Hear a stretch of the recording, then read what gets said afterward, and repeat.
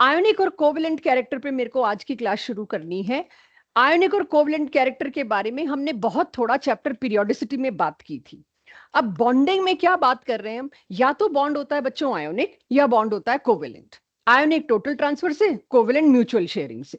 तो हमें अभी ये ब्लैक एंड व्हाइट ही पता है, या चीज ब्लैक है या व्हाइट है, कुछ ग्रे होगा दोनों को मिक्स करके, हमें वो नहीं पता। अब हम उस ग्रे एरिया पे बात करेंगे।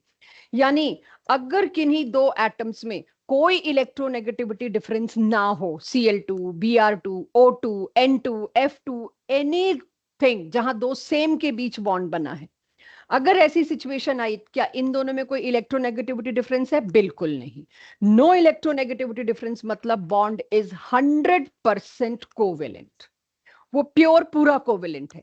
लेकिन अगर थोड़ा सा भी इलेक्ट्रोनेगेटिविटी डिफरेंस आया तो एक पर तो पार्शियल नेगेटिव चार्ज आएगा, एक पर पार्शियल पॉजिटिव चार्ज आएगा। उसको हम बोलेंगे क्या?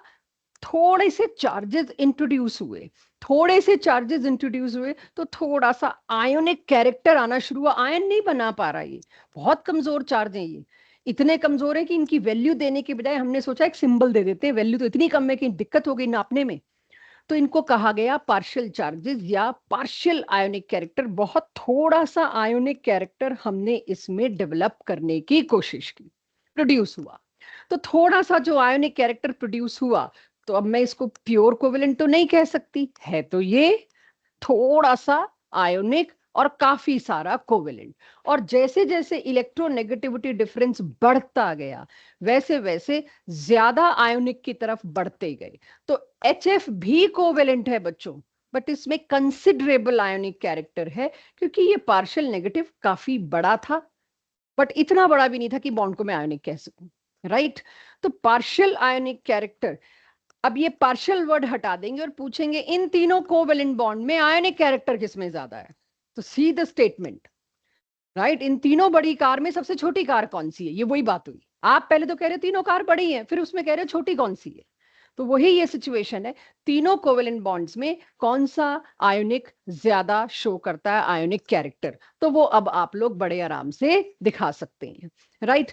आज मैं रुकूंगी नहीं नोट करने के लिए, मेरे साथ साथ ही करिएगा। आज इजी टॉपिक है, बहुत इजी टॉपिक है। सो अगर मैं आपको कहूं HI, HBr, HCl, HF, इनमें जैसे जैसे इलेक्ट्रोनेगेटिविटी डिफरेंस बढ़ता जा रहा है, वैसे वैसे आयोनिक कैरेक्टर भी बढ़ता जा रहा है। तो मान जाएंगे इस बात को। और इलेक्ट्रोनेगेटिविटी डिफरेंस की वजह से जो चार्जेस डेवलप हो रहे हैं, उसकी वजह से बच्चों एक बॉन्ड में दो पोल्स आ गए, एक पॉजिटिव पोल, एक नेगेटिव पोल।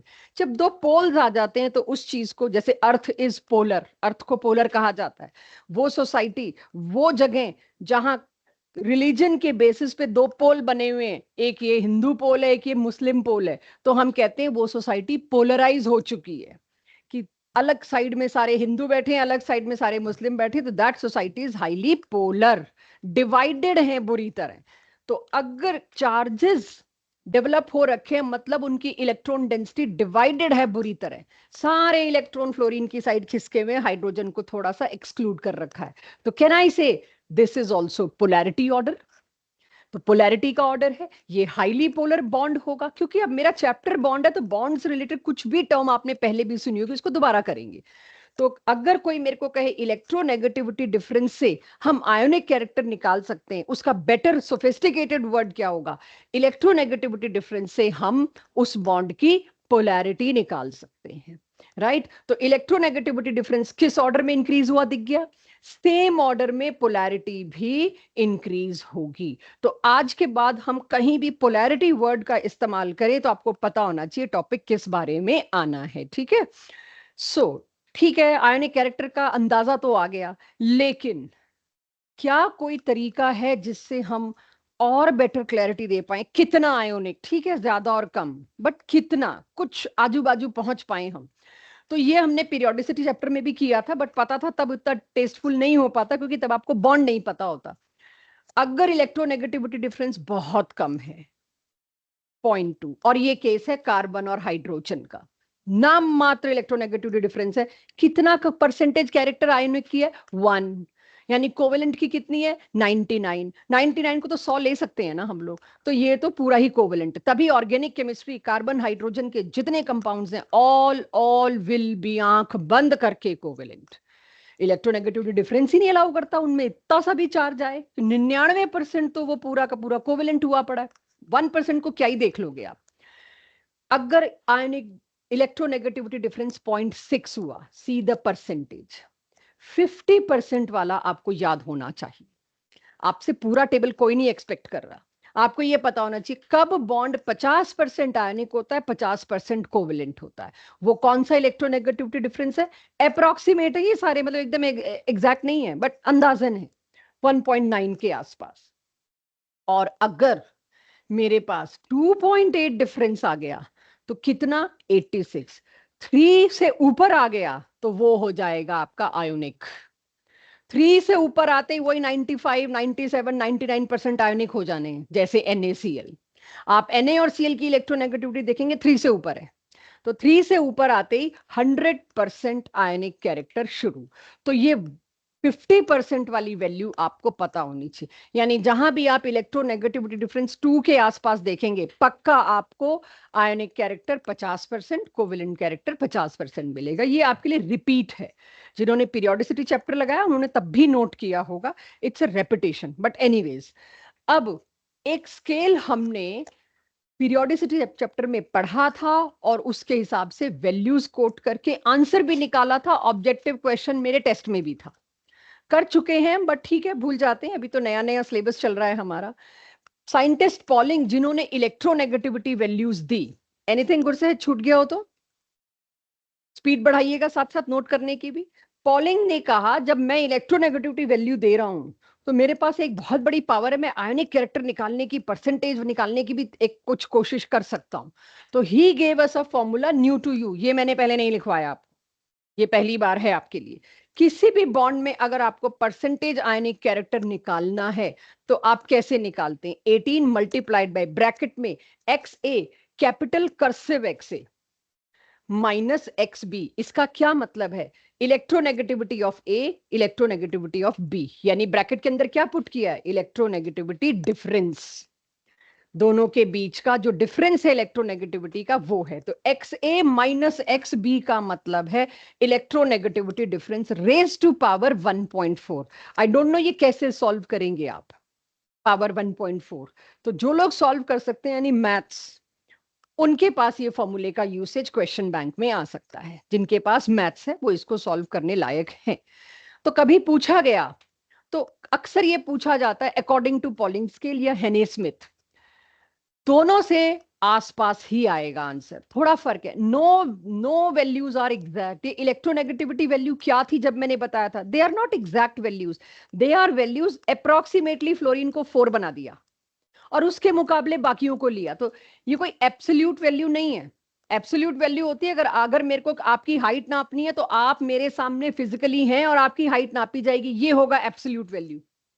और रेफरेंस वैल्यू क्या होती है, किसी एक को हमने दे दी वैल्यू और उसके हिसाब से बाकी 2 की, हम 4 की, 10 की सेट करें, तो एब्सोल्यूट वैल्यू अलग होती है, रेफरेंस वैल्यू अलग होती है, तो हम आसपास ही आएंगे। किसी भी केस में आप इलेक्ट्रोनेगेटिविटी डिफरेंस पुट करोगे, चाहे आप पॉलिंग इक्वेशन ले जो इस चैप्टर में दी गई है, ये स्कूल पेपर्स में बड़े आराम से पूछा जाता है, चाहे जो मैंने पीरियोडिसिटी चैप्टर में आपको हेने स्मिथ कराया था वो दिखा देती हूँ, हेने स्मिथ इक्वेशन, उससे करें, आसपास ही आएगा आंसर। 46%, 48% इसी के आसपास मिलेंगे। 2-4% का कॉम्बिनेशन आपको फर्क में आएगा।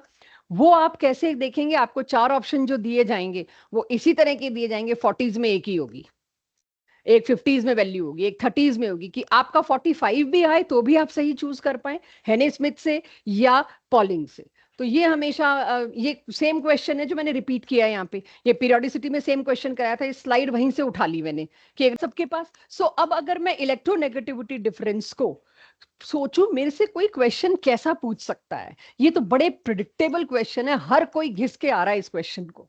तो जब मुझे कोई क्वेश्चन देना है तो मैं थोड़ा सा आपको डिफरेंट तरीके से दूंगी, टॉपिक तो नहीं बदल सकती, कॉन्सेप्ट नहीं बदल सकती, सिलेबस नहीं बदल सकती, फॉर एग्जाम्पल ये ग्राफ दे दिया मैंने, आज तो मैं बना के दे रही हूं, लेकिन आपसे ग्राफ आइडेंटिफाई करवाना, ग्राफ के बारे में कुछ पूछना, कुछ भी पूछ सकते हैं।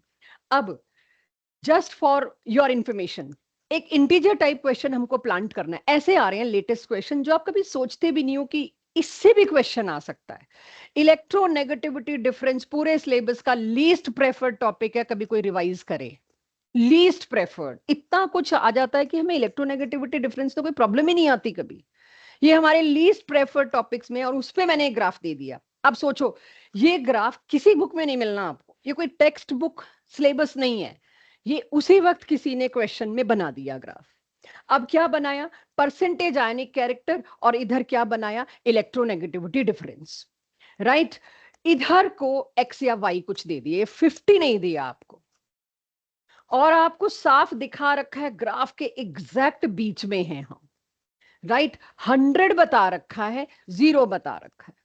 ये 50 नहीं दिया, इसकी जगह x दिया, value of x integer type में। पहले तो हमारा दिमाग घूमेगा, क्योंकि जब तक हम 12th कर लेंगे, 12th में 2 चैप्टर तो है ही ग्राफ पे, मतलब एक पूरा चैप्टर केमिस्ट्री का है ही ग्राफ पे, और दूसरे में भी काफी ग्राफ है। कुल मिला के अगर मैं देखूं 3 चैप्टर है जिसमें खूब ग्राफ भरे पड़े हैं, लाइन से, मतलब 12 से 15 ग्राफ एक चैप्टर में। फिजिकल केमिस्ट्री के इतने ग्राफ है, तो पहले तो हमें ये नहीं समझ में आएगा ये ग्राफ है क्या। सो पॉइंट यहां पर ये कि उस वक्त ये हिट करना कि जब 2 के आसपास वैल्यू है इलेक्ट्रोनेगेटिविटी डिफरेंस की, उस वक्त ये हिट कर पाना कि ये वो वैल्यू थी जिसमें 50% आयोनिक कैरेक्टर है, 50% कोवेलेंट कैरेक्टर, तुम्हें 50 को हिट करना है, राइट। अगर वो थोड़ा इधर की तरफ दे दिया तो बात अलग है, वो उसके बारे में कुछ ना कुछ आपको आइडिया मिलेगा। पॉइंट इज, जो यहां से कोई देगा तो इतना पता है, आपको इंटीजर टाइप में पूछा जाएगा लोअर देन डैश, तो lower than 50%, higher than dash, higher than 50%, ionic character will be lower than dash और higher than dash, fill the dash. तो उस वक्त हम लोग क्या सोच के जा रहे हैं टेस्ट देने, जैसा पढ़ाया है ना, लाइन बोली है, वैसा ही सवाल आ जाएगा? नहीं, बिल्कुल भी नहीं।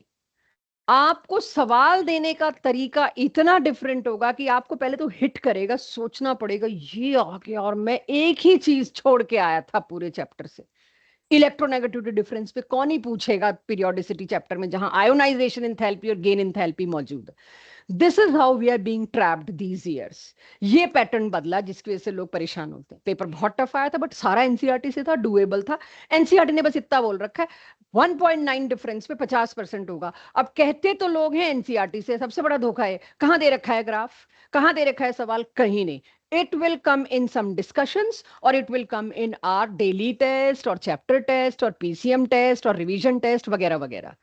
कहीं ना कहीं किसी ना किसी टेस्ट में आपको एक्सपोजर दे दिया जाएगा। करेक्ट है, सबके पास ही आ गया। तो अब इसमें नोट हो रहा होगा, मैं ये उम्मीद कर रही हूं, इसमें इतना सब सजा के दे दे, तुमसे एक्स भी ना पूछें, और क्या पूछ लें, जो हमने 1 2 3 पॉइंट लोकेट किए हैं उन तीनों में मैच मैट्रिक्स सेट करो। ये अब 1 में क्या होगा, 1 में तो मुझे दिख ही रहा है परसेंटेज आयनिक कैरेक्टर बहुत कम है, थोड़ा और इधर दे देंगे, 0 के आसपास दे देंगे, ठीक है। एक पॉइंट में इधर बना दूंगी, इसको 1 2 3 4 कुछ ही कर दूंगी, जो भी मेरे को सही लगेगा। 1 क्या, मैं तो सॉरी, तो इलेक्ट्रोनेगेटिविटी डिफरेंस है, मैंने यहाँ एक पॉइंट और बना दिया और इसको 0.2 दे देना है, और यहां पर भी एक पॉइंट और बना दिए, 0 है, और मेरे को कहा जाएगा लगाओ जी कौन से के साथ कौन सा मैच करता है। नॉन पोलर वाला कहां जाएगा, 0 पे। HCl वाला कहां जाएगा, मेरे को अब 3 ही दे रखे, 3 ही पॉइंट है, तो मैं लगा लूंगी बीच में जो पॉइंट दिया होगा। और NaCl कहां है, जहां 3 एंड अबाव है वो सारा सेक्शन NaCl का। तो इस ग्राफ के इस वाले हिस्से में आएगा NaCl, इस वाले हिस्से में आएगा HCl, इस वाले हिस्से में आएगा Cl2। यही पूछ लेंगे हमसे। तो यहां क्वेश्चन पूछने के तरीके में दिमाग खुलना है। कॉन्सेप्ट इस वक्त +1 कर रहे हर बच्चे को ये पता है, कोई नया हम पहाड़ नहीं तोड़ रहे हैं, but how can be asked, उसके लिए दिमाग खुला रखना जरूरी है। ठीक है, चलिए इसके बाद हेने स्मिथ तो रेपिटेशन है, मैं इस पर टाइम नहीं डिवोट कर रही, अपनी पीरियोडिसिटी से उठा लीजिएगा आप। सेम क्वेश्चन वहां है, सेम यहाँ है। इवन मैंने यहां पर शायद वहां 1 वाला दिया है, वहां 1 वाला दिया कि चलो इतना तो बदल दूं मैं कि इलेक्ट्रोनेगेटिविटी डिफरेंस 2 दे दूं, वहां 1 वाला दिया तो यहाँ 2 वाला दिया, कोई खास मैंने फर्क नहीं किया जितना मेरे को याद है। तो ये आपके लिए हो गया डुप्लीकेशन। अब इसके बाद आज का मेन टॉपिक जो आपकी डीपीपी रहेगी, डीपीपी में जा भी चुका है शायद, बॉन्ड पैरामीटर हेडिंग आपके पास। बॉन्ड पैरामीटर्स, आगे आने वाली सारी थ्योरीज जब हम पढ़ेंगे, चाहे हम वीबीटी पढ़ें, चाहे वेस्पर पढ़ें, चाहे हम पोटेंशियल एनर्जी अप्रोच पढ़ें, एमओटी पढ़ें, हर थ्योरी में एक सवाल, नए सवाल का जवाब ढूंढने निकलेंगे। लेकिन वो सवाल कैसे पूछूंगी मैं कुछ सवाल पूछने के लिए कुछ और टर्म्स को आज आखिरी एक चीज सीखनी है, उसके बाद next class will be on VBT. तो बॉन्ड पैरामीटर्स, बॉन्ड को बात करने के लिए पैरामीटर्स क्या इस्तेमाल होते हैं, क्या बोलते हैं बॉन्ड के बारे में सवाल पूछने के लिए मेरे को क्या बोलना है, बॉन्ड की लंबाई बोलना है, चौड़ाई बोलना है, एंगल बोलना है, क्या बोलना है। तो उसके लिए सबसे पहली टर्म जो इस चैप्टर से आपके सिलेबस में इंट्रोड्यूस होती है, बॉन्ड लेंथ। बॉन्ड लेंथ का एक्चुअल मतलब क्या होगा, अब आप सुनिए और समझिए। किन्हीं भी दो चीजों के बीच बॉन्ड बनता है तो वो ऐसे बनता है, इतना तो समझा के आए हैं आपको। मान लीजिए ये एक दो एटम्स हैं, दोनों सेम भी हो सकते हैं, दोनों डिफरेंट भी हो सकते हैं, दोनों के न्यूक्लियस ने अपना अपना एक एक इलेक्ट्रॉन दिया और शेयर कर लिया, सिंगल बॉन्ड बन गया, यही होता है। अब दोनों न्यूक्लियस के बीच के जो डिस्टेंस है उसको बोलेंगे बॉन्ड लेंथ। कितना दूरी है दोनों के न्यूक्लियस के बीच में, और एक्सरे से यही एक वैल्यू है जो कंफर्म्ड आई, इलेक्ट्रॉन को तो हम पकड़ ही नहीं पाए। H2 का एक्सरे लिया, एक्सरे डिफ्रैक्शन वैसा एक्सरे नहीं जैसा आपका हाथ पैर का होता है टूटने पे, बट यस रेज सेम है। एक्सरे डिफ्रैक्शन थ्योरी है, पूरा डी ब्रैग्स मेथड है, कैसे नापे हम। तो जब हमने एक्सरे खींचा Cl2 का, दो न्यूक्लियस के डॉट्स आए और उसको मेजर किया, बॉन्ड लेंथ एग्जैक्ट है मेरे पास, इसमें कोई डाउट ही नहीं कभी आ सकता आपको। This is a experimental fact. तो जब पता चला तो हमने सोचा क्या हुआ होगा, हम तो ये इस क्लाउड को, इलेक्ट्रॉन क्लाउड को एक्सरे नहीं पकड़ पाया, राइट। आप एक्सरे से किसी तरह का भी अगर आप एक्सरे लेते हैं, आप स्किन नहीं देख सकते उसके एक्सरे की, उसको नहीं मेजर कर सकते, वो कंफर्म नहीं होती। तो यहां पर ये डिस्टेंस आज के बाद क्या कहलाएगा, बॉन्ड लेंथ।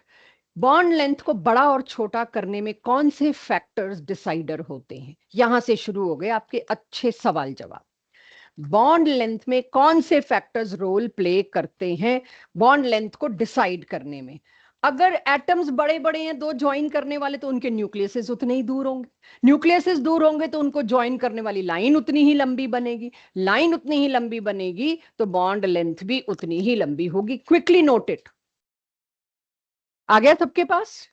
सेकेंड फैक्टर मुझे क्या कहता है, सेकेंड फैक्टर कहता है number of bonds between two atoms. तो लोकेश मुझे बताओ, ये बॉन्ड लेंथ सबसे लंबी होगी, ये होगी या ये होगी। सबसे बड़ा बॉन्ड, लंबा bond, single bond. Double bond आते दो दो फोर्स ऑफ अट्रैक्शन, तो इनको और पास आना पड़ा। ट्रिपल बॉन्ड आते तीन तीन फोर्स ऑफ अट्रैक्शन, तो इनको और पास आना पड़ा। तो जितने ज्यादा नंबर ऑफ बॉन्ड्स उतनी बॉन्ड लेंथ कम। तो ये बॉन्ड लेंथ का ऑर्डर है। लेकिन ये नंबर ऑफ बॉन्ड्स कब तक बोलोगे, अब तो नहीं। किसी ऑब्जेक्टिव क्वेश्चन में ये नहीं पूछेंगे नंबर ऑफ बॉन्ड्स बताना बच्चों, नहीं। नंबर ऑफ बॉन्ड्स को यहां कहा जाता है मल्टीप्लिसिटी। मल्टीप्लिसिटी, दो एटम्स के बीच कितने बॉन्ड बने हैं, 1 2 के 3, उसको कहा जाएगा बॉन्ड मल्टीप्लिसिटी। बताइए कार्बन कार्बन की। फिर आप ये नहीं पूछ सकते मल्टीप्लिसिटी का मतलब क्या है भाई। तो मल्टीप्लिसिटी का मतलब है how many bonds are found between two atoms. तो आज के बाद दिक्कत तो नहीं होगी अगर मैं कहूं इथाइन के दो कार्बन बहुत पास हैं, इथीन के कार्बन थोड़े कम पास हैं, और इथेन के कार्बन काफी दूर हैं, बॉन्ड लेंथ लंबी है, बड़ी है। डन।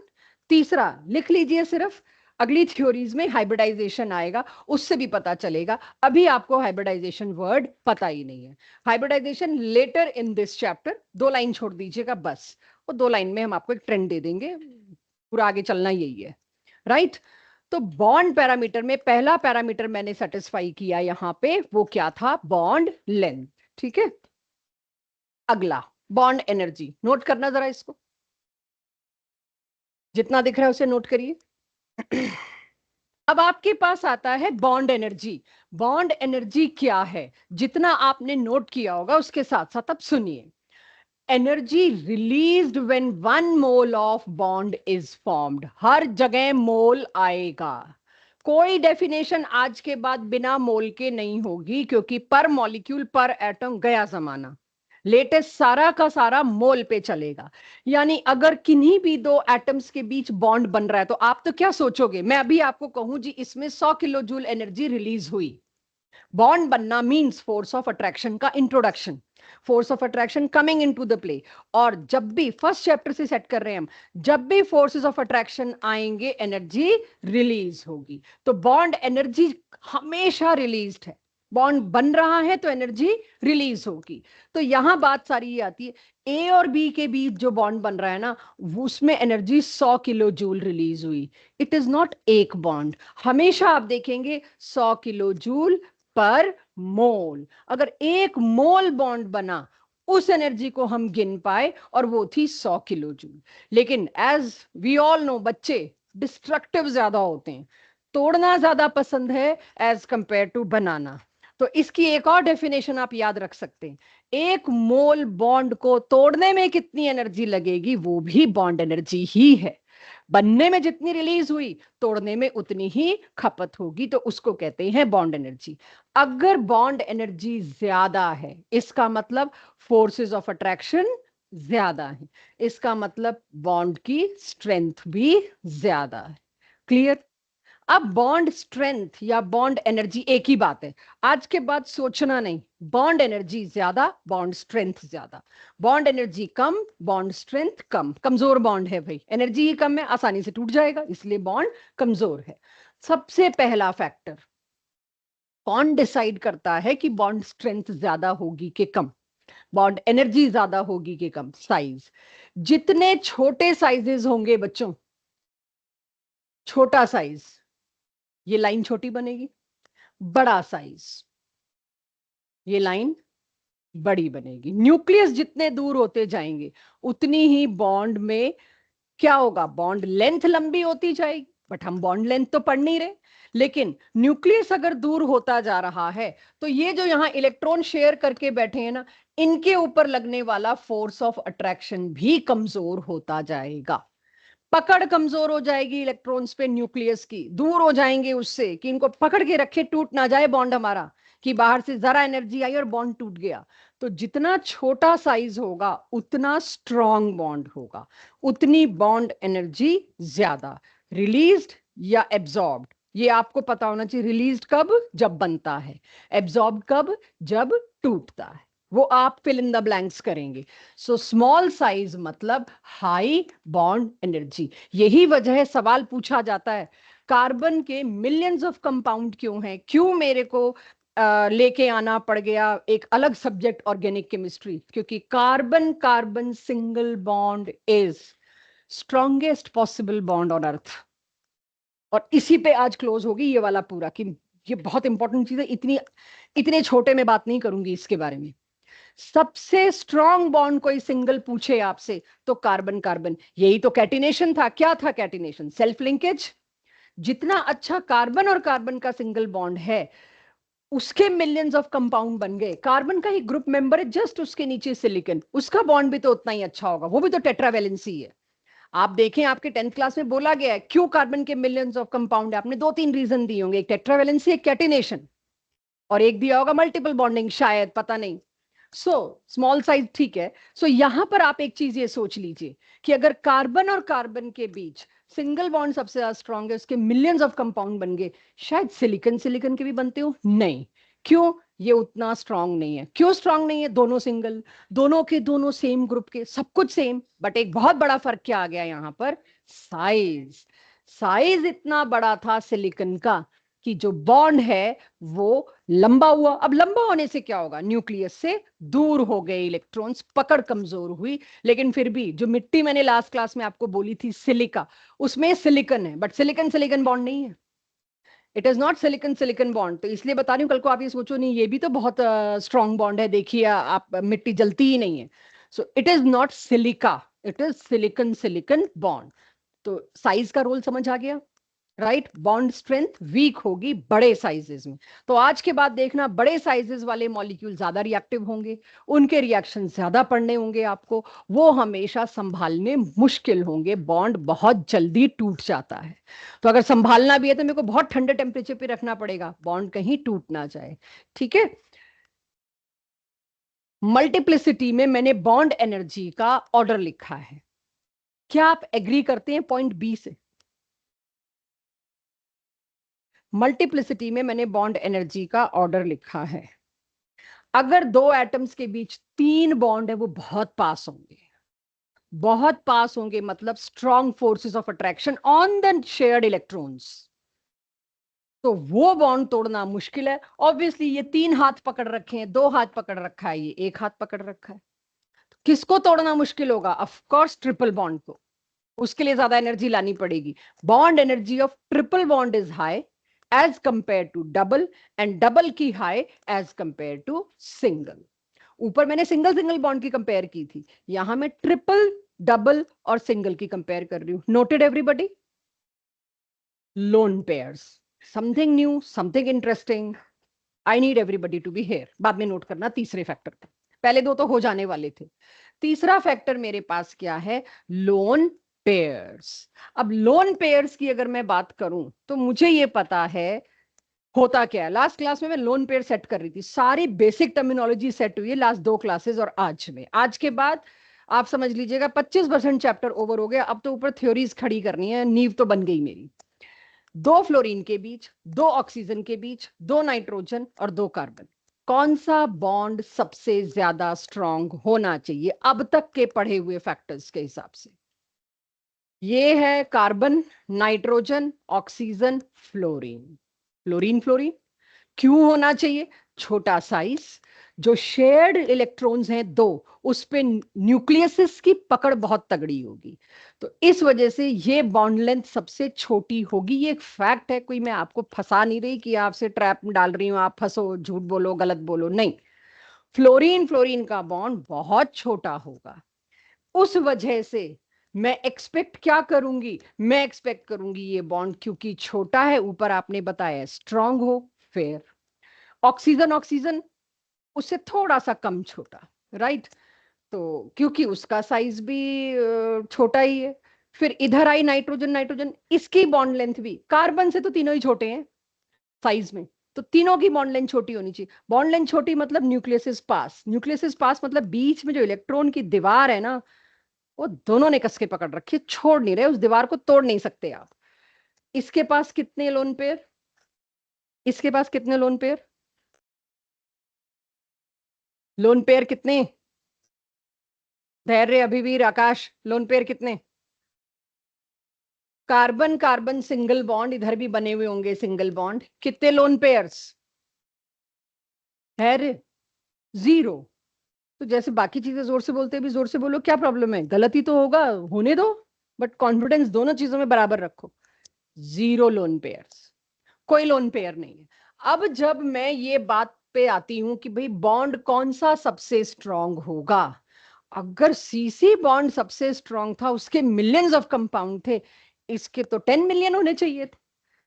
इसका तो ठीक है, कैटिनेशन है, सेल्फ लिंकेज है, बट और फ्लोरीन नहीं जुड़ सकते, ऑक्टेट पूरा हो गया, जो भी कहिए, ये बॉन्ड उससे कई गुना ज्यादा स्ट्रांग होना चाहिए।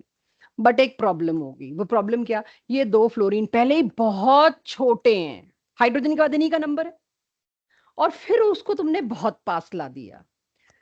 ये शेयर्ड पेयर ऑफ इलेक्ट्रॉन के तो मजे हो गए कि इसको ये वाला न्यूक्लियस भी बराबर खींच रहा है, ये वाला न्यूक्लियस भी बराबर खींच रहा है, दोनों ने, it is just like 2 dogs holding a bone, और दोनों ने बहुत जोरदार पकड़ रखा है, आप नहीं तोड़ सकते, दोनों को अलग नहीं कर सकते, दोनों के दोनों डॉग्स उस बोन के साथ लगे पड़े हैं, चिपके हुए हैं, नहीं तोड़ा जा सकता। बट एक प्रॉब्लम आ गई, इतने छोटे, इतने पास पास आ गए, तो इनके ये 6 इलेक्ट्रॉन भी तो पास पास आएंगे।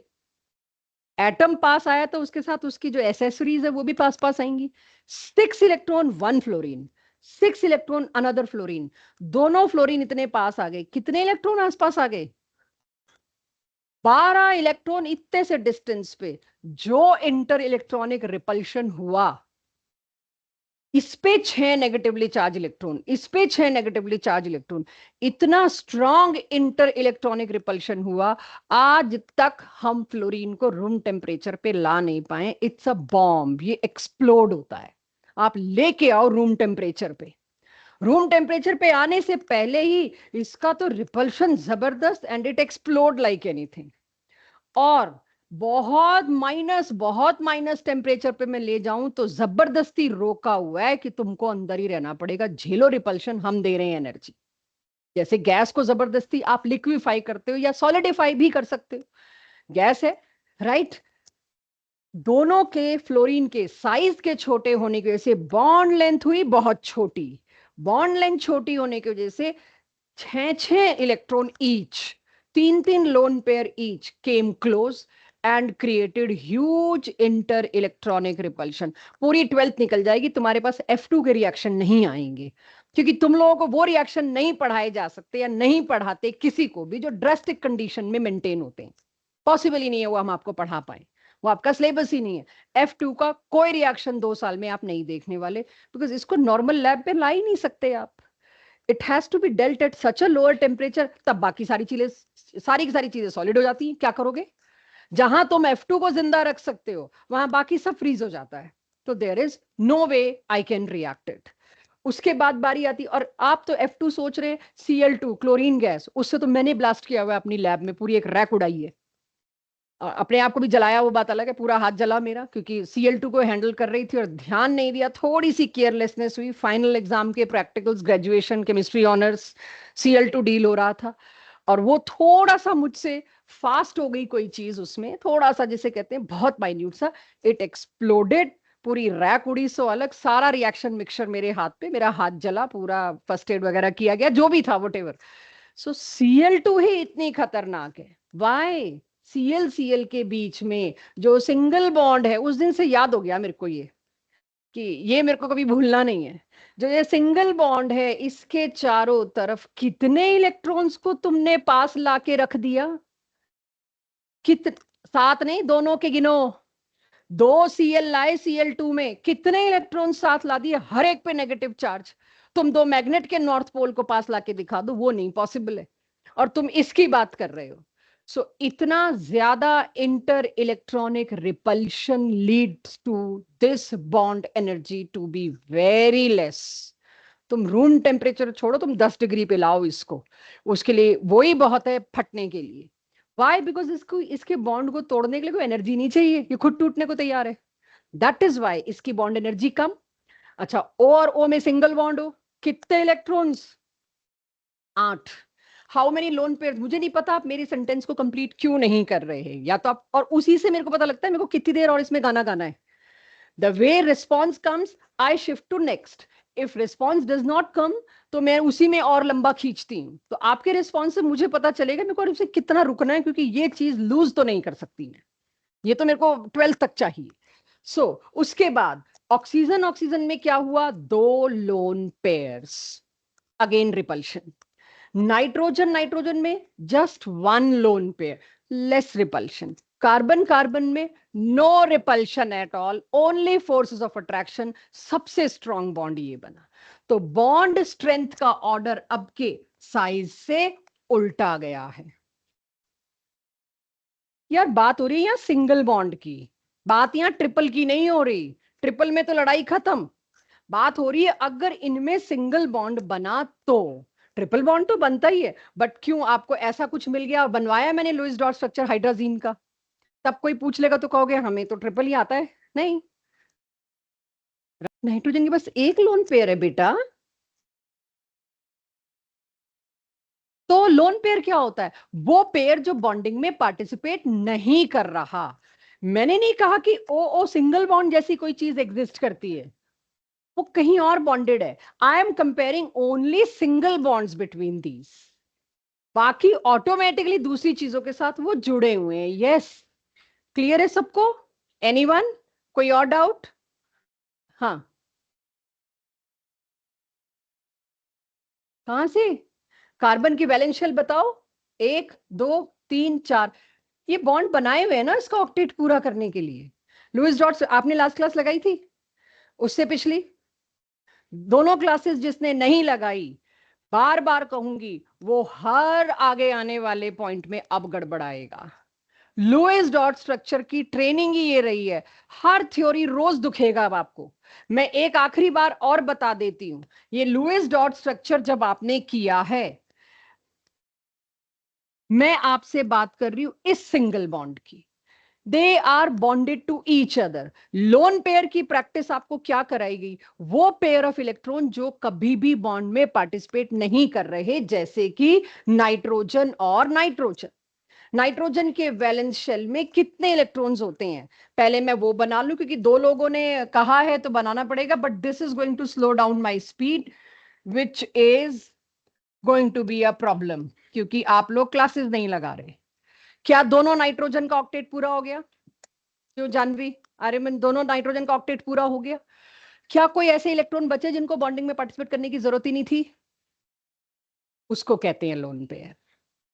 ऑक्टेट पूरा करने के बाद, सब कुछ सेटिस्फाई करने के बाद, अगर कोई पेयर ऑफ इलेक्ट्रॉन, हालांकि मैं स्टेटमेंट को बदलूंगी, क्योंकि मैं ऐसे भी केसेस दूंगी जहां ऑक्टेट पूरा नहीं है, वहां भी लोन पेयर होंगे। तो जब आपके पास पूरा स्ट्रक्चर आएगा ना जानवी, पूरा प्रॉपर, जिस भी चीज की बात हो रही है, जब आप उसका लुईस डॉट स्ट्रक्चर बनाओगे, तो आपको दिख जाएगा ये पेयर ऑफ इलेक्ट्रॉन रह गया, इसने पार्टिसिपेट नहीं किया। अब जब आपको इस क्वेश्चन में कहा जा रहा है, आप लोग फ्लोरीन फ्लोरीन के सिंगल बॉन्ड, ऑक्सीजन ऑक्सीजन के सिंगल बॉन्ड, नाइट्रोजन नाइट्रोजन के सिंगल बॉन्ड को कंपेयर करिए, इसका मतलब ये नहीं कि उन्होंने बाकियों के साथ बॉन्ड नहीं बना रखा, वो चारों तरफ अपने जितने उनको बॉन्ड बनाने हैं जरूरी वो बनाएंगे। ऐसी C2 जैसी तो कोई चीज ही नहीं एग्जिस्ट करती, देखा जाए तो C2 तो एग्जिस्ट ही नहीं करता, मैंने बना रखा है, अंडरस्टूड है, बाकी जगह इसका बॉन्ड बना हुआ है, उसमें मैंने CC बॉन्ड चूज किया है। बट क्वेश्चन में इतना इलेबोरेशन नहीं आएगा, क्वेश्चन क्या कहेगा, कंपेयर दीज 4 सिंगल बॉन्ड्स। उस वक्त आपको पहले से, आई होप इस डिस्कशन के बाद सबको पता रहेगा, आपको पता होना चाहिए O और O के बीच में सिंगल बॉन्ड बन सकता है, बाकी बचा हुआ एक एक बॉन्ड बनेगा, इधर भी H आ जाएगा, इधर भी H2O2, हाइड्रोजन पेरोक्साइड, बहुत नामी चीज है, बहुत जानी हुई चीज है हम लोगों के लिए, आपके लिए भी हो जाएगी धीरे धीरे।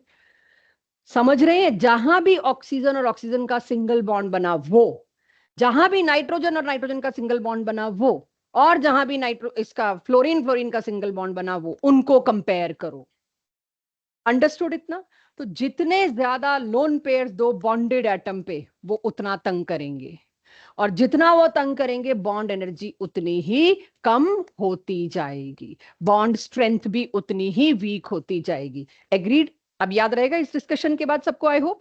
चलिए, number of lone pairs inversely proportional to bond strength कह सकती हूं, it is also inversely proportional to bond energy, कह सकती हूं ये बात। यानी आज के बाद अगर अब आपने सब देख लिया, अब आपसे पूछा जाए सबसे स्ट्रॉन्ग सिंगल बॉन्ड किन दो एटम्स के बीच है, कार्बन कार्बन, और किसी के भी बीच नहीं, कार्बन और कार्बन, राइट? कोवेलेंट बॉन्ड है कार्बन कार्बन के बीच, क्यों? Because of no lone pairs available in valence shell to create repulsion. Repulsion create करने के लिए कोई इविल है ही नहीं, बॉन्ड वीक होगा नहीं, आपके लिए इसको तोड़ना बहुत मुश्किल है। Of all diatomic molecule, last 2 classes में मैंने नाइट्रोजन के बारे में कुछ बताया था कि इसको तोड़ने के लिए राइजोबियम बैक्टीरिया लगा मेरे को, हमारे पास कोई और तरीका नहीं, कोई मशीन नहीं है जो तोड़ दे, means it is one of the strongest bond. उससे भी स्ट्रॉन्ग कोई बॉन्ड है? यस, इसी चैप्टर में इसका जवाब भी ढूंढेंगे, आखिरी फैक्ट्स हैं जो आपके सामने बताए जा रहे हैं। यानी highest bond energy of any diatomic molecule on this earth is C triple bond O, carbon monoxide. कोई गलती से धुआं इनहेल कर लेना, आग लगती है तो डेथ आग से कम होती है, धुएं से ज्यादा होती है, क्योंकि उसके अंदर कार्बन मोनोऑक्साइड होता है। कार्बन मोनोऑक्साइड एक बार आपकी बॉडी में घुस गया, वो हीमोग्लोबिन के साथ बॉन्ड बना लेता है। और आप 12th क्लास के एक चैप्टर में पढ़ेंगे, कार्बन मोनोऑक्साइड का जो आयरन हीमोग्लोबिन के साथ जो बॉन्ड होता है, वो भी गजब का स्ट्रांग होता है, ये भी स्ट्रांग, ये भी strong. Once it is formed, haemoglobin को इससे अलग नहीं किया जा सकता। और उसके बाद धीरे धीरे क्या होता है, सारा हीमोग्लोबिन सैचुरेट हो जाता है कार्बन मोनोऑक्साइड से। और आपको सांस लेने के लिए ऑक्सीजन लंग्स तक पहुंचाने के लिए कौन चाहिए? हीमोग्लोबिन के ऊपर ऑक्सीजन। हीमोग्लोबिन फ्री बचता ही नहीं, आप ऑक्सीजन कहीं से ले भी नहीं पाते, और person is out of this universe. ठीक है, आपने जरूर सुना होगा कि कभी भी सर्दियों में अंगीठी जला के बंद कमरे में नहीं सोना चाहिए, क्योंकि उससे थोड़ा थोड़ा जो धुआं है वो कार्बन मोनोऑक्साइड है। Once carbon monoxide is formed you can not break it. ठीक है, सो ये सारी चीजें आपके सामने हैं, बट रीजंस अब आएंगे। थर्ड एंड लास्ट, करिए नोट क्या लिखा है मैंने। बॉन्ड ऑर्डर क्या होता है? सबसे ज्यादा पॉपुलर टर्म ये यूज होने वाली है, bond order. Number of bonds formed between two atoms. भाई मल्टीप्लिसिटी ठीक था, बॉन्ड ऑर्डर क्यों लाए? क्योंकि कुछ ही दिनों बाद आप देखोगे 1.5 बॉन्ड आएगा, फिर आप देखोगे 1.33 बॉन्ड आएगा, फिर आप देखोगे 2.5 बॉन्ड है, 0.5 बॉन्ड है। आपने बहुत सारे बॉन्ड बनाने हैं। तो मल्टीप्लिसिटी तो क्या थी? How many, 1 2 3 4। पर जब डेसिमल्स आ गए तो I need a proper mathematical term for that. Multiplicity में क्या बोलूंगी? 1.5 बॉन्ड, क्योंकि मल्टीप्लिसिटी का मतलब क्या है? डबल बॉन्ड के लिए 2, सिंगल बॉन्ड के लिए 1, ट्रिपल बॉन्ड के लिए 3, 1.5 बॉन्ड के लिए क्या? अभी 1.5 बॉन्ड तो मैं बोल रही हूँ, इंग्लिश में क्या बोलेंगे? 1.5 बॉन्ड। तो ये बड़ा केयोटिक होने के चक्कर में एक नई टर्म ला दी गई मल्टीप्लिसिटी के लिए, जो इस चैप्टर से इस्तेमाल होगी, बॉन्ड ऑर्डर। मल्टीप्लिसिटी को ही सब्स्टिट्यूट कर दिया, किस टर्म से? बॉन्ड ऑर्डर से। कार्बन और कार्बन में bond order means number of bonds 1। यहां किसी ने गाना, अब आप मुझे बताइए सी सी बॉन्ड के बीच की लेंथ किसकी सबसे छोटी? 3 वाले की। तो बॉन्ड लेंथ का कोई मेरे से ऑर्डर पूछे तो ये लगाऊंगी।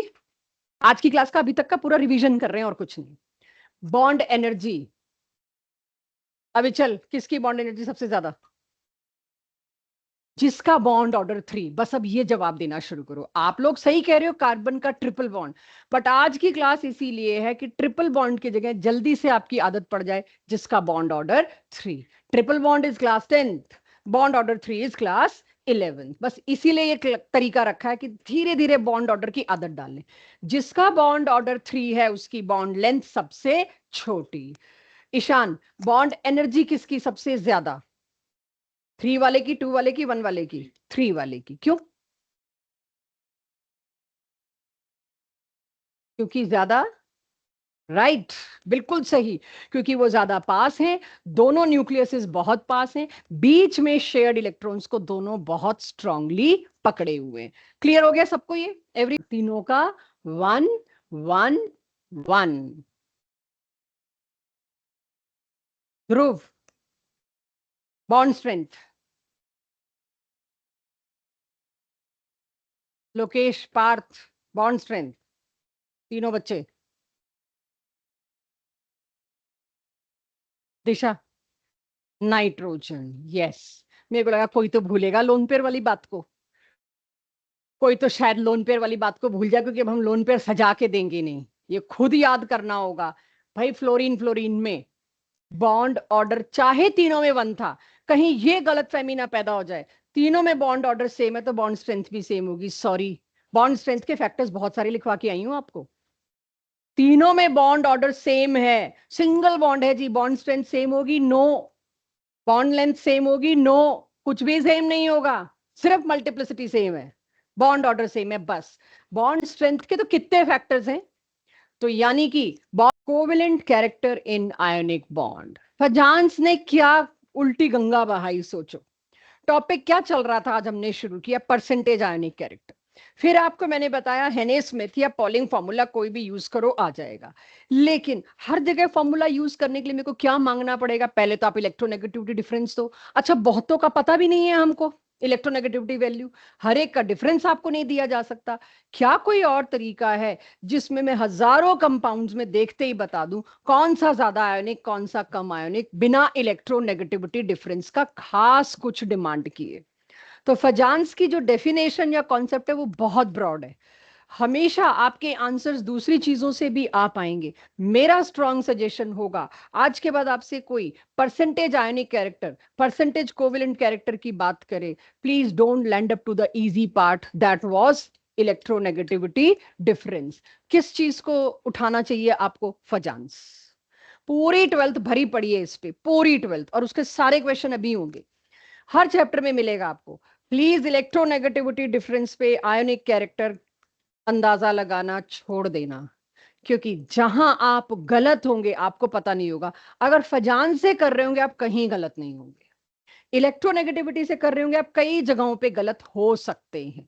तो Fajans is foolproof, maximum proof, और नॉट फुल प्रूफ, मैक्सिमम।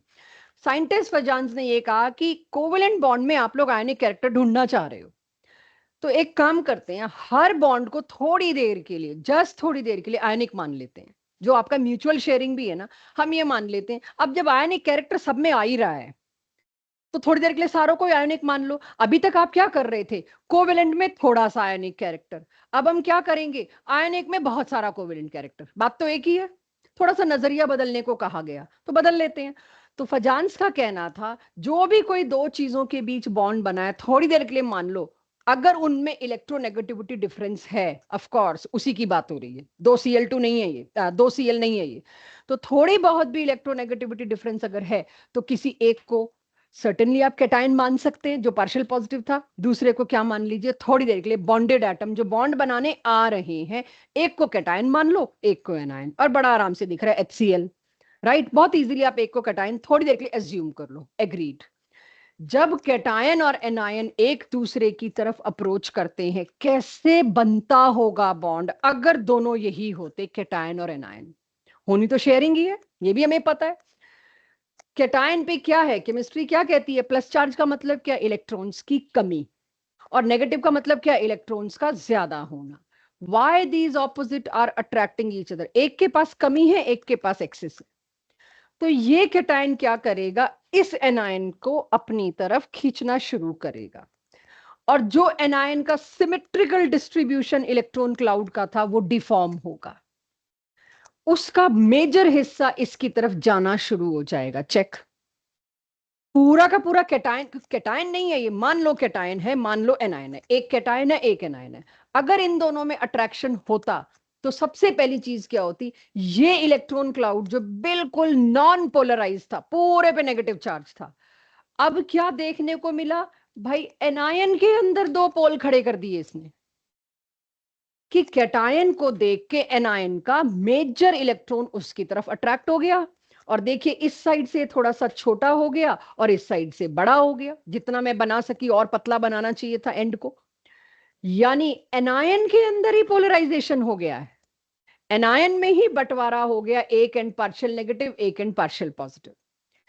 इस प्रोसेस को अभी लिखिएगा नहीं, समझिएगा अनइंटरप्टेड। इस प्रोसेस को पूरे को मुझे नाम देना हो तो मैं क्या नाम दूंगी? Polarisation of anion. By cation anion की पोलराइजेशन होती है, ठीक है, मान गई। कौन कर रहा है पोलराइज? ड्राइवर कौन है इसका? कैटायन। एनायन खुद नहीं जा रहा, कैटायन। ड्राइवर कौन है इसका? कैटायन। यानी पोलराइजिंग पावर किसके पास है? कैटायन के पास। कौन हो रहा है पोलराइज? एनायन। ये कैपेबिलिटी सिर्फ एनायन की है कि वो पोलराइज हो सकता है, इसीलिए एनायन की क्या है? Polarisability. This whole process is called as polarisation. So what करूं क्या? इसका नया प्रोसेस बता दिया। पोलराइजेबिलिटी की वजह से क्या हुआ? जो एनायन पहले पूरा नेगेटिव था बच्चों, उसके अंदर तुम क्या प्रोड्यूस कर गए? ये तो न्यूट्रलाइज होना शुरू हो गया, चार्ज खत्म होना शुरू हो गया। चार्ज खत्म होना शुरू हो गया तो आयोनिक कैरेक्टर भी मरना शुरू हो गया और कोवेलेंट कैरेक्टर पैदा हो गया।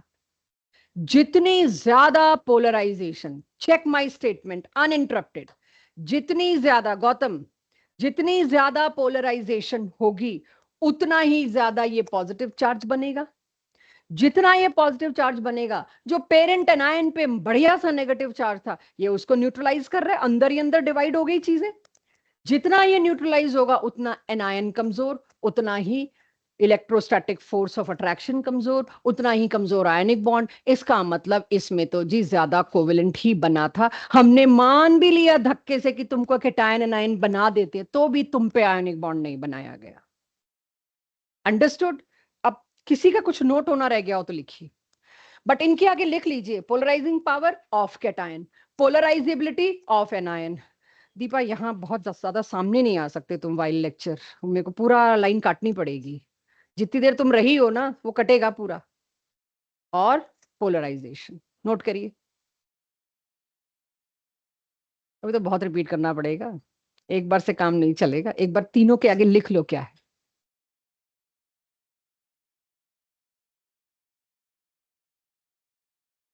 इसी के अंदर वाले चार्जेस मैं अपने ऊपर लगाए खड़ी हूं नेगेटिव चार्ज, और मेरी ही बॉडी से एक चार्ज प्रोड्यूस हो रहा है पॉजिटिव, तो क्या वो न्यूट्रलाइज नहीं होगा?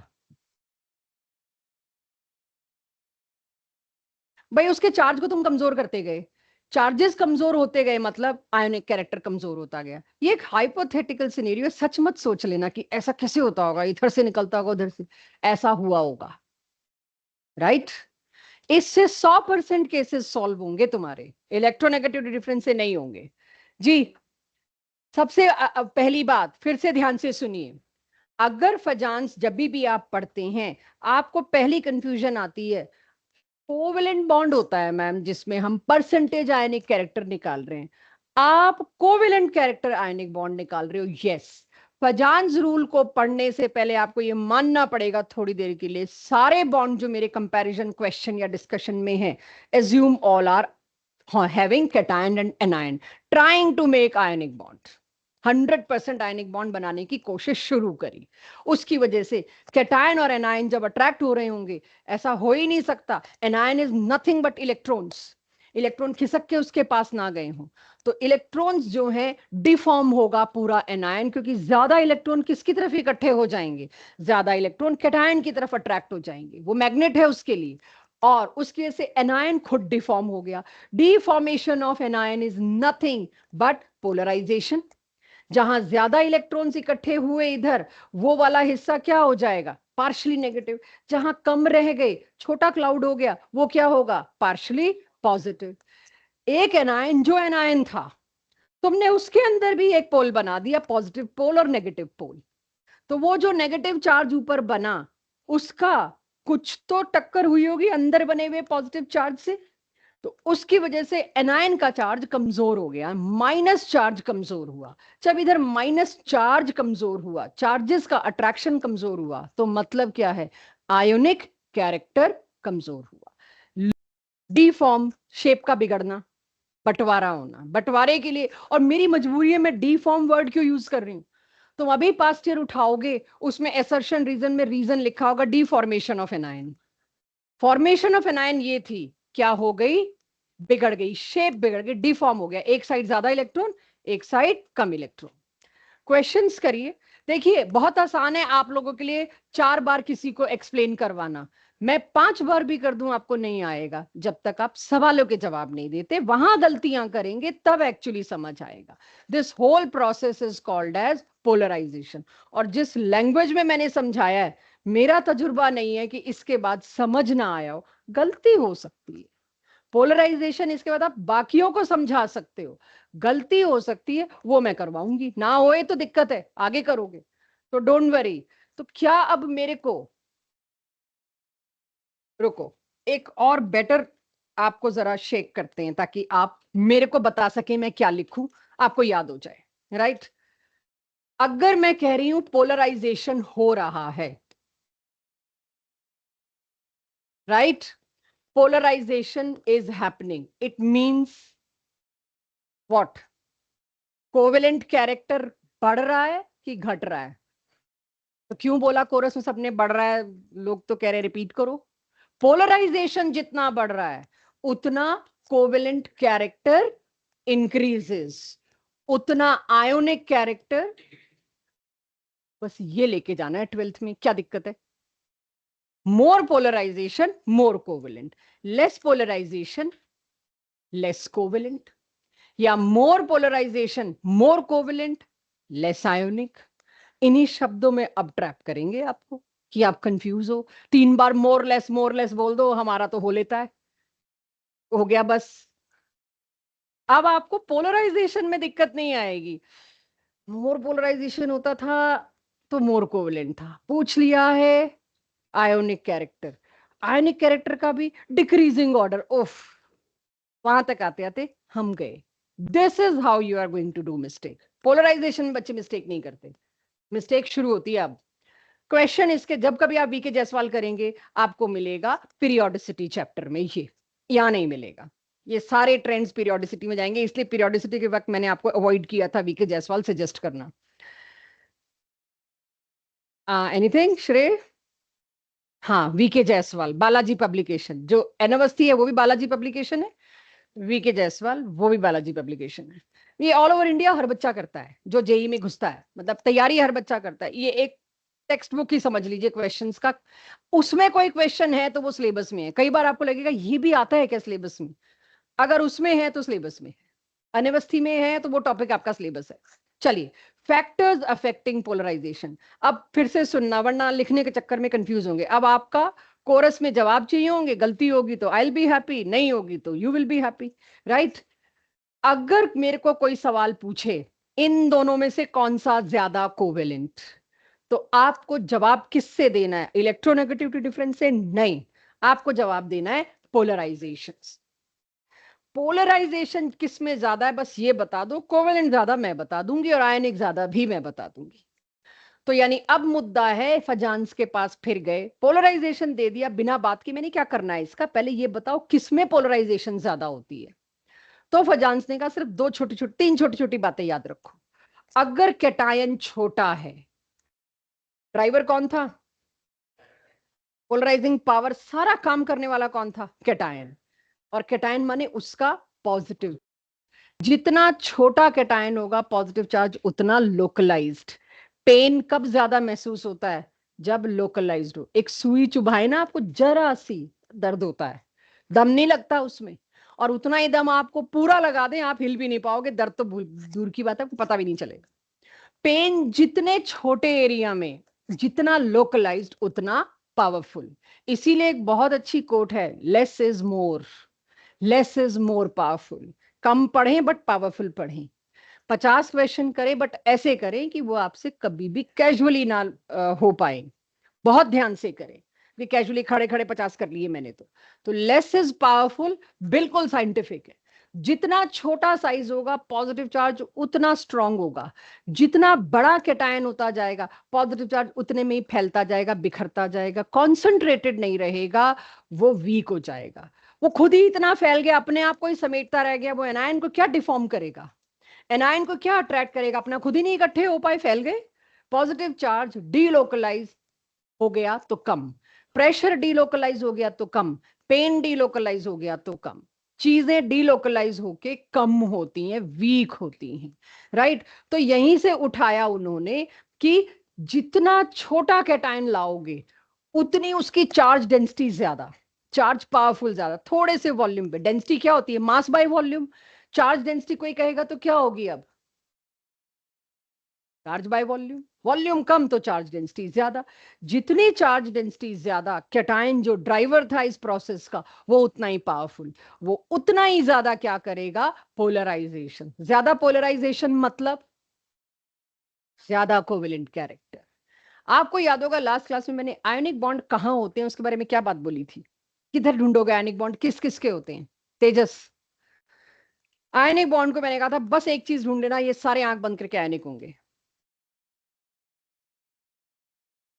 आयोनिक बॉन्ड अगर मुझे ढूंढने हैं, 50 कंपाउंड दे रखे हैं, 50 स्पीशीज दे रखे हैं, निकालनी है इनमें से कितनी आयोनिक हैं, तो आयोनिक बॉन्ड ढूंढने के लिए एक ही चीज देखो, वो सारे आयोनिक होंगे। क्या देखो? लास्ट क्लास माधव, मेटल्स ज्यादा बेटर है, बिल्कुल सही, फर्स्ट एंड सेकंड ग्रुप और डी ब्लॉक के मेटल्स। आंसर यही चाह रही थी मैं, बट मुझे लगा था बच्चों को याद नहीं होगा तो मेटल्स तो बोल ही देंगे। सारे मेटल्स नॉन मेटल्स के साथ आयोनिक बॉन्ड बनाते हैं। मेरी लास्ट क्लास की बहुत, मेरी लास्ट क्लास अगर मैं देखूं सबसे कम कंटेंट अगर कवर हुआ है पिछले 4 लेक्चर्स में तो लास्ट क्लास में, बट सबसे सॉलिड कंटेंट है। कोई दिन नहीं ऐसा जाएगा जब मैं आपको पिछली 2 क्लासेस से आगे आने वाले 1 महीने में सवाल ना पूछूं। किसी ने में ढिलाई में लिया है, नींद में लिया है या छोड़ा है, उसको बहुत लंबा पेन होगा। हमारे पास एक 12th का बालक बैठा है, ये बताएगा केमिकल बॉन्डिंग 12th में कहां तक है, कितनी है। इस चैप्टर के लिए लॉट्स आर टेलिंग में कि बिठा दो यहाँ पे, अगर आप इस चैप्टर में कॉन्सेप्ट नहीं पकड़ रहे हैं, जेई मेंस में 25 में से 12 क्वेश्चन इनऑर्गेनिक केमिस्ट्री के आते हैं, 12 में से 6 डायरेक्टली केमिकल बॉन्डिंग से हैं, चाहे पूछे 12th में गए। हल्के में मत ले लेना इस चैप्टर। साथ साथ अगर नहीं करेंगे, नोट्स होता है उसी वक्त खोल के देख लिया करो। जितना छोटा कैटायन होगा उतना ज्यादा कोवेलेंट होगा। लेकिन मैंने क्या पूछा अभी आपसे? आयोनिक। लास्ट क्लास में मैंने एक बात बोली थी कि आयोनिक वो सारे होंगे जो मेटल्स हैं। यही था बात, अभी यही हुई। लिथियम का केस मैंने ना लास्ट क्लास में एक भी नहीं लिखा। KNO3, KCl, copper sulphate, iron, निकल, ये लिखती रही ना। आप में से किसी ने बोला, ऑब्वियसली आप बोल भी नहीं सकते थे, मैंने तो खैर लिखना ही नहीं था। लिथियम मेटल है, वेरी वेल नोन मेटल है, लेकिन उसका साइज कितना छोटा है। अंदाजा लगाएंगे लिथियम पीरियोडिक टेबल में कहां है? हाइड्रोजन, अगर मैं अपनी तरफ से बता रही हूं, आप देख पा रहे होंगे, आपके लिए हाइड्रोजन यही है, हीलियम, लिथियम। इससे छोटा कौन है मेटल? सबसे छोटे मेटल में कौन आया? लिथियम। हाइड्रोजन हीलियम तो नॉन मेटल्स हैं, एक तो नोबल गैस ही, उसको तो क्या ही बोलूं। सबसे छोटा पॉसिबल मेटल कोई आपसे पूछ ले, वो कौन है? लिथियम। लिथियम तो मेटल है, और आपने बताया मेटल तो आयनिक बॉन्ड बनाता है, लेकिन उसका साइज इतना छोटा, वो इतना पावरफुल, वो बन के तो कैटायन ही गया, सामने एनायन आया, उसकी जो पोलराइजिंग पावर थी, उसने एनायन को one of the most polarising power खींच के पोलराइज कर दिया, और उसकी वजह से क्या हो गया? वो मोर कोवेलेंट। लिथियम के कंपाउंड मैक्सिमम, ज्यादातर क्या होते हैं? कोवेलेंट मेटल होते हुए। ये मैं लास्ट क्लास में नहीं बता सकती थी, क्योंकि आपके क्यों का जवाब नहीं होता मेरे पास। तो लिथियम, ये सब अब स्लाइड्स में, किसी ना किसी स्लाइड में सारी इंफॉर्मेशन आएगी। Let's start. क्लियर हुई कुछ कुछ बात? अगर कैटायन छोटा है तो क्या? High polarising power. High polarising power है मतलब क्या? ज्यादा पोलराइजेशन। ज्यादा पोलराइजेशन मतलब सीधे किस पे कूद जाओ? ज्यादा कोवेलेंट। यस गुरसहज। एल्यूमिनियम का तो रीजन दूसरा था ना, +3 चार्ज। आर्यन, तीसरा पॉइंट। पहले पॉइंट में मैं कैटायन का साइज लाइन, दूसरा या तीसरा जो भी मिलेगा उसमें यही आएगा, चार्ज। आज जवाब मिलेगा। यस, ठीक है, तो गुड मेमोरी, सही याद दिलाया, शायद मैं बोलती भी नहीं एग्जाम्पल। अब थोड़ी देर ध्यान इसी पे रखिए, इधर उधर किसी सवाल पे नहीं। जो सवाल आप सोच भी रहे होंगे ना, या कल भी घर जाके सोचेंगे ना, या वीके जायसवाल उठाएंगे उसमें मिलेगा, पीरियोडिसिटी में मिलेगा, वो यहाँ होगा। ऑलरेडी हम खा चुके हैं सारी किताबें, उस हिसाब से सब कुछ लिखा हुआ है। अगर मैं आपको कहूं ये हैं cations, beryllium, magnesium, calcium, strontium, barium, किसकी पोलराइजिंग पावर ज्यादा? ये बहुत मिलेगा पीरियोडिसिटी पास्ट ईयर्स में, मैंने नहीं कराया था तब। आप बताओ मुझे, अगले सालों में कराऊं क्या ये चीज? चैप्टर के पीरियोडिसिटी में कराई जा सकती है ये, cation and anion periodicity chapter में। आयनिक बॉन्ड, कोवेलेंट बॉन्ड, पता नहीं, मुझे नहीं पता वीके जायसवाल ने कैसे डाली हुई है। मेरे को तो आयनिक बॉन्ड पढ़ाए बिना ये पढ़ाना समझ नहीं आता, कैसे पढ़ाएं। एनीवेज, किसका कोवेलेंट कैरेक्टर सबसे ज्यादा? जो कैटायन सबसे छोटा। आंख बंद करके cations down the group, fill up the sentence please. आंख बंद करके कैटायंस डाउन द ग्रुप किसकी तरफ जाते हैं? आयोनिक कैरेक्टर की तरफ। ऊपर वाले सारे आयंस पे डाउट करना हमेशा। बेरिलियम के कंपाउंड्स, अब आप आगे जब एस ब्लॉक पढ़ेंगे हम, बेरिलियम के कंपाउंड्स के लिए एक लाइन बोली जाएगी, एक्सक्लूसिवली कोवेलेंट। जिंदगी में नहीं आयोनिक दिखाने वाले, एक्सक्लूसिव वर्ड आने वाला है, अभी नहीं ला रही क्योंकि एक आधी चीजें आनी है, उसके बाद एक्सक्लूसिव सही रहेगा। एक दिन में इतना नहीं दिया जा सकता और एक्सपेक्ट करें याद हो जाए। So down the group size बढ़ा। ये कौन सा ग्रुप था बच्चों? Group 2। Down the group size बढ़ा, कैटायंस में पोलराइजिंग पावर कमजोर हुई, यही ट्रेंड है। तो पोलराइजिंग पावर का ट्रेंड डायरेक्ट, किस्मत अच्छी हुई तो ये पूछेंगे, लेकिन मैं क्या पूछ रही हूं? कोवेलेंट कैरेक्टर का ट्रेंड बताओ। ऊपर वालों का कोवेलेंट ज्यादा, नीचे वालों का कोवेलेंट कम।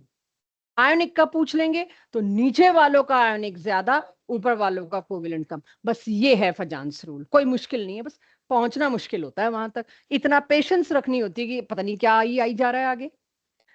अब मुझे बताइए, BeCl2 और MgCl2 किसका आयोनिक कैरेक्टर ज्यादा?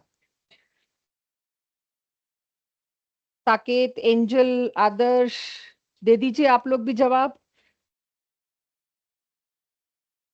कौन सा बताया आप लोगों ने? सॉरी,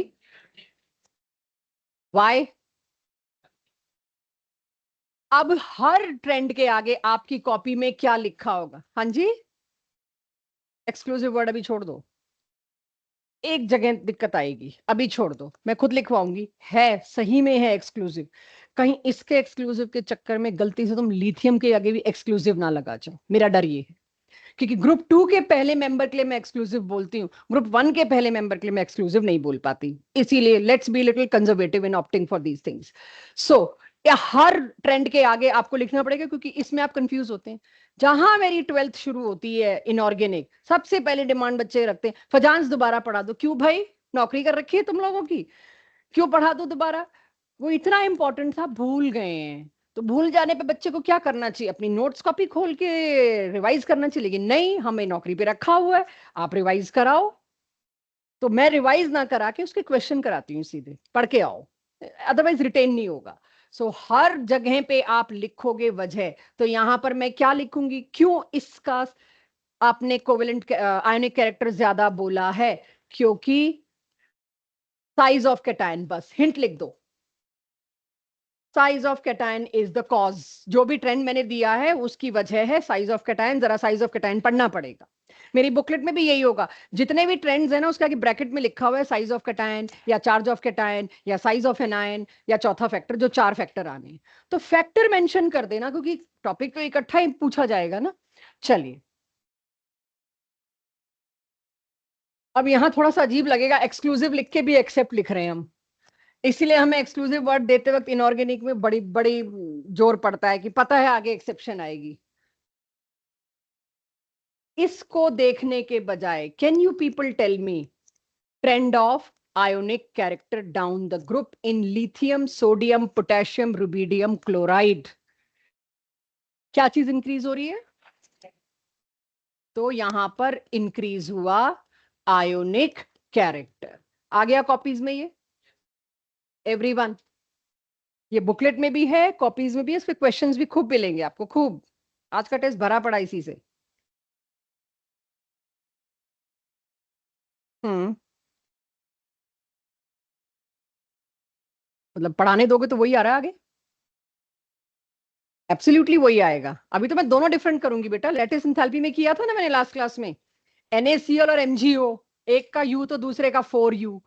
पहुंचेंगे वहां एक झटके में नहीं, वन बाय वन। आ गई सबके पास ये दोनों ट्रेंड्स। और ये बात कि लिथियम के मोस्टली कंपाउंड्स कोवेलेंट है, एक को छोड़ के, lithium fluoride. Lithium fluoride ionic क्यों है, थोड़ी देर बाद बता पाऊंगी, अभी एनायन सीन में नहीं आया। मतलब आएगा मेरी आगे पीछे की स्लाइड्स में, क्योंकि किसी बुक में कोई भी क्वेश्चन होगा इस टॉपिक पे, उसका आंसर इन्हीं स्लाइड्स में है। हमने सब छान छून के लिखा हुआ है कि आपसे कॉन्सेप्ट एक भी मिस ना हो। तो ये भी आएगा, आप वाई पूछें उससे पहले आएगा। दूसरा फैक्टर, सोचना फिर लिखना, थोड़ा सुनो सोचो। पोलराइजेशन कर कौन रहा है? कैटायन। तो हमने पहला फैक्टर वो करा, लेकिन हो तो एनायन का रहा है, तो एनायन भी जिम्मेदार हो सकता है। अच्छा, एनायन का पोलराइजेशन होने का क्या मतलब है? उसके पास एक ये इलेक्ट्रॉन क्लाउड सिमेट्रिकल पड़ा था एनायन के पास, अच्छा खासा। इधर कैटायन आया और उसने थोड़ा सा उसको कहा सारी डेंसिटी इधर कर दो, इधर पिचक गया। अगर एनायन के पास ऐसी कोई पावर होती, मैं तो नहीं होना, अपने इलेक्ट्रॉन खींच के रखूंगा। I will be symmetrical, I will be less supportive, I will be less enthusiastic in becoming a deformed और पोलराइज्ड एनायन। और वो अपने, उनको कब पकड़ के रख सकता है? इलेक्ट्रॉन साइज छोटा हो। छोटा एनायन दे दिया ना, वो पोलराइजेबिलिटी दिखाने में थोड़ा हिचकिचाएगा। बड़ा दे दो, बड़े एनायन का क्या, ये बीच में न्यूक्लियस, इतनी दूर नेगेटिव चार्ज, कंट्रोल ही नहीं कर पाएगा, कैटायन ले जाएगा उसको। जितना बड़ा एनायन उतनी पोलराइज होने की कैपेबिलिटी, यानी पोलराइजेबिलिटी ज्यादा। बड़ा एनायन ज्यादा पोलराइजेबिलिटी, ज्यादा पोलराइजेबिलिटी मतलब ज्यादा पोलराइजेशन, ज्यादा पोलराइजेशन मतलब ज्यादा कोवेलेंट, राइट? अब लिख सकते हैं। लिखते हुए कोई डाउट आए तो बताना, मैं फिर बता दूंगी। जितना बड़ा साइज एनायन का उतना easy to polarise anion. But क्यों इसको क्यों, अगर किसी को लगता है मेरे को ये भी समझना है तो अपने लिए एक एरो नीचे डाल लीजिए। क्योंकि large size away from nucleus, इसके बाद तो समझ आ ही जाएगा अवे फ्रॉम न्यूक्लियस का मतलब क्या है। इजिली अट्रैक्टेड टुवर्ड्स कैटायन, जरूरत पड़ेगी नहीं आपको इसकी वैसे। Easily attracted towards anion, so the polarisation. किसी को लगे तो ये येलो कलर वाली चीज लिख सकते हैं, वरना जरूरी नहीं है, आपको खुद को पता होना चाहिए। बड़े एनायन को डिफॉर्म करना, बिगाड़ना आसान है, छोटे को मुश्किल है, क्योंकि वो अपने न्यूक्लियस के साथ बहुत अटैच्ड है। जी हो जाएगा। सो इन शॉर्ट, बड़ा एनायन ज्यादा पोलराइजेशन, छोटा कैटायन ज्यादा पोलराइजेशन। कैटायन छोटा है तो पावरफुल है, एनायन बड़ा है तो डिफॉर्म होना आसान है, हेंस पोलराइजेशन इजी। तो अब अगर मैं कहूं LiF, LiCl, LiBr, LiI, अब मैंने कैटायन फिक्स कर दिया और एनायन बदलना शुरू किया। बड़ा एनायन किधर है? सबसे नीचे, आयोडाइड। और बड़े एनायन का मतलब क्या है? ज्यादा कोवेलेंट। तो covalent character down the group क्या होगा? इंक्रीज होगा, राइट। इसी तरह से NaCl, NaBr, NaI, covalent character increase. तो ग्रुप में आप नीचे जा रहे हैं नॉन मेटल के ग्रुप में, तो कोवेलेंट कैरेक्टर इंक्रीज हो रहा है। और अगर आप मेटल्स के ग्रुप में पिछली स्लाइड पे नीचे जा रहे थे तो कोवेलेंट कैरेक्टर डिक्रीज हो रहा था, आयोनिक बढ़ रहा। एक एक फैक्टर पढ़ रहे हैं अभी हम तो, संभाल संभाल के। अभी तो मैंने कंबाइन करने हैं दोनों, सब बदल देना है। मैंने लाइन ये कही, खुद बड़ी सोच के कही भाई। चलो, मैंने लाइन ये कही, अगर नॉन मेटल के ग्रुप में मैं नीचे जा रही हूं, कीपिंग मेटल फिक्स्ड, तो down the group covalent character increase होता है। और पिछली स्लाइड पे अगर देखो, मेटल्स के ग्रुप में मैं नीचे जा रही थी तो आयोनिक कैरेक्टर इंक्रीज हो रहा। ठीक है, ये मिलेंगी statement 1 and 2, both are correct, 1 is correct, 2 is false, 2 is correct, ये मिलती हैं स्टेटमेंट उस वक्त। More the charge more is the polarisation. अगर चार्ज बढ़ रहा है ना, साइज गया भाड़ में, साइज को मैं देखूंगी भी नहीं। सबसे पहले अब आप आयोनिक और कोवेलेंट कैरेक्टर बताने के लिए किसको देखा करोगे? चार्ज को। अभी तक जितने केसेस मैंने दिए सब में मैंने चार्ज सेम रखा, सब में या तो लिथियम था, सब में या तो सोडियम था, सब में या हेलोजन था। I kept charge same, then only I can opt for size. Size should be the last priority. First priority should be charge. तो जितना ज्यादा चार्ज उतना ज्यादा पोलराइजेशन। ये आपकी क्लास 12th के चौथे चैप्टर का क्वेश्चन है, सॉल्ड एनसीईआरटी। अब वहां से उठा सकती हूँ क्योंकि अब मेरे को मिक्स मर्ज करने की परमिशन मिल गई, टॉपिक हो गया। PCl3 और PCl5 में से कौन सा कोवेलेंट, कौन सा आयोनिक? दोनों में P भी सेम है, Cl भी सेम। साइज तो तुम सोच भी नहीं सकते। अब ऊपर लिखा हुआ ही है मोर चार्ज। फॉस्फोरस पे चार्ज क्या होगा? +5। फॉस्फोरस पे यहां चार्ज क्या होगा? +3। वेरी वेरी कोवेलेंट, बोर्ड में आने वाला क्वेश्चन है ये, 12th बोर्ड में आता है, 11th भी डाल ही देते हैं स्कूल्स में। ये बहुत पॉपुलर क्वेश्चन है, रेपिटेटिव क्वेश्चंस में से है 12th क्लास की, कि PCl5 ज्यादा क्यों कोवेलेंट है। रिसेंटली लास्ट ईयर ही उस चैप्टर को डिलीट किया गया, पी ब्लॉक को। तो पी ब्लॉक को जेई से नहीं डिलीट किया गया, सिर्फ बोर्ड से डिलीट किया गया है। तो जेई वाले को भी कहते हैं डिलीट कर दो, हम तो इसको बॉन्डिंग में मान लेंगे, हम तो दे देंगे। ठीक है, सो इसीलिए हम भी यही करा रहे हैं क्वेश्चंस। इन तीनों में एनी गेस? मोस्ट आयोनिक, ध्यान से, जल्दी नहीं करना आप। मोस्ट आयोनिक,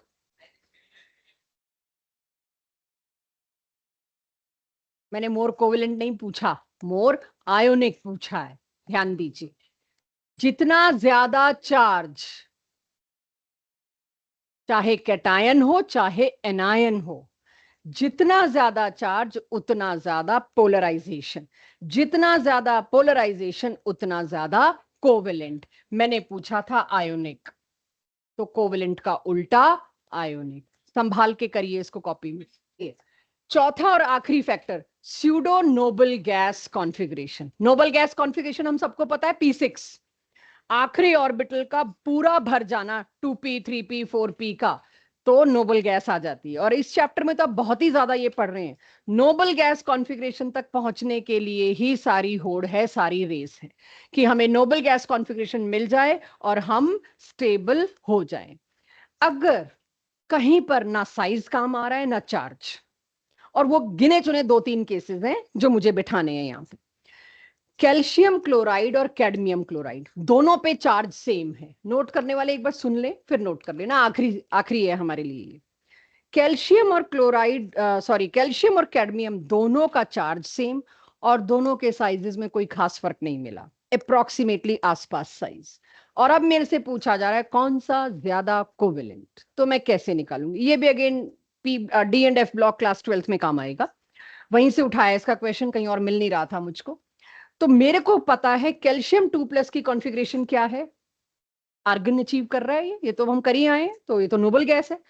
कैडमियम की क्या है? कैडमियम की कॉन्फ़िगरेशन मैं आपको बता रही हूं, अभी सोचना नहीं ज्यादा, 4d10 5s2। 2+ मतलब बाहर वाले से निकलेंगे और क्या बचेगा, 4d10। 4d10 भरने से पहले 4p भर चुका होगा, 4p भरने से पहले 4s भर चुका होगा, तो ये एक रेस सी में आ जाता है। मेरा भी 4 पूरा भर गया है, मेरे को भी नोबल गैस का दर्जा दीजिए इस कॉन्फ़िगरेशन को। लेकिन एक्चुअली में तो नोबल गैस नहीं है, हम जानते हैं। ऐसी कॉन्फ़िगरेशन जिसमें वैलेंस शेल पूरा भर गया, 4s 4p 4d, तीनों भर गए, इनको कहा गया, नकल की गई है नोबल गैस की। नोबल गैस हो नहीं तुम, pseudo noble gas configuration, false, pseudo मतलब फॉल्स।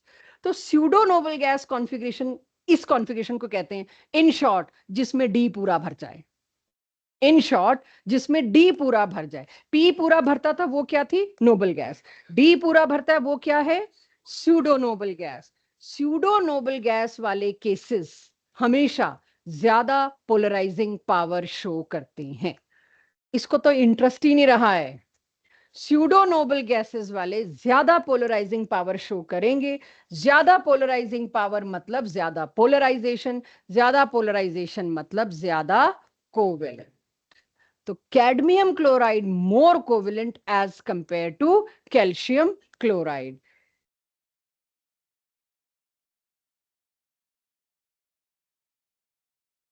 कॉपर प्लस, यहां पर अगर मैं देखूं कॉपर पे क्या है, प्लस। कॉपर की कॉन्फ़िगरेशन याद दिलाऊं तो 3d10 4s1, +1 मतलब ये 1 गया, आ गया डी फुल भर गया, it is again pseudo noble. Pseudo noble होने की वजह से पोलराइजेशन ज्यादा, कोवेलेंट कैरेक्टर ज्यादा। तो यहां मैंने कोवेलेंट का ट्रेंड लिख के आपको दिया है। Clear, पजांस rule.